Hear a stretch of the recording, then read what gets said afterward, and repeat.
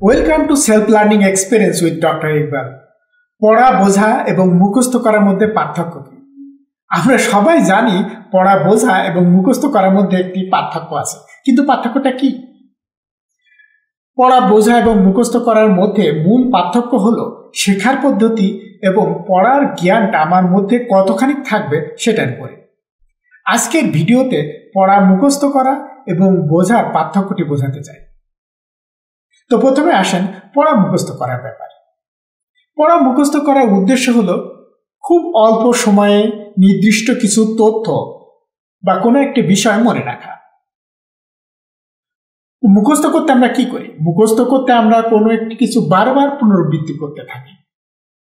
কয়েকবার পুনরাবৃত্তি করার ফলে বিষয়টি মুখস্থ হয়ে যায়, কিন্তু সমস্যা হলো বিষয়টির ভিতরে বোঝা হয় না।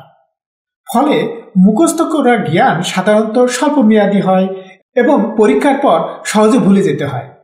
আবার প্রয়োগের কথা চিন্তা করলে এই মুখস্থ পড়া নতুন কোনো পরিস্থিতিতে ব্যবহার করা খুবই কঠিন। এবার বুঝে পড়ার ব্যাপারটা কি সেটা বলে। বুঝে পড়ার ব্যাপারটা হলো বিষয়বস্তু সম্পর্কে গভীর জ্ঞান অর্জন করা এবং সেটা বাস্তব জীবনে প্রয়োগের উদ্দেশ্য নিয়ে শেখা।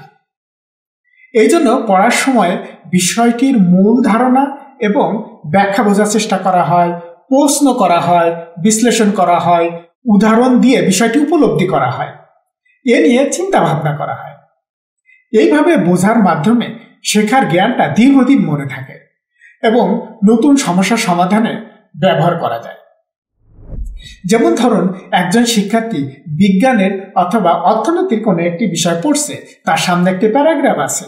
সে যদি প্যারাগ্রাফটা কয়েকবার পড়তে থাকে তাহলে প্যারাগ্রাফটা মুখস্থ করে ফেলতে পারবে, কিন্তু দেখা যাচ্ছে প্যারাগ্রাফের মধ্যে আসলে কি বলতে চাচ্ছে সেটা সে বুঝতে পারছে না, উপলব্ধি করতে পারছে না।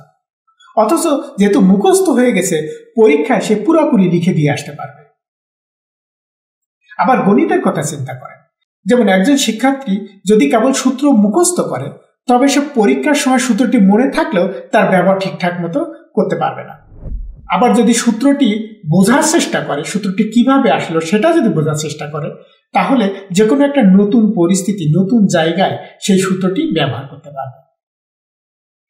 পড়া বোঝা হলো গভীর এবং কার্যকরী শেখার প্রক্রিয়া, যা জ্ঞানকে বাস্তব জীবনে প্রয়োগ করতে সাহায্য করে।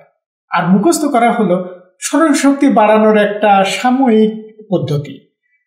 এটা পরীক্ষায় ফল আনতে সাহায্য করতে পারে, তবে এটা দীর্ঘমেয়াদী কার্যকরী নয়।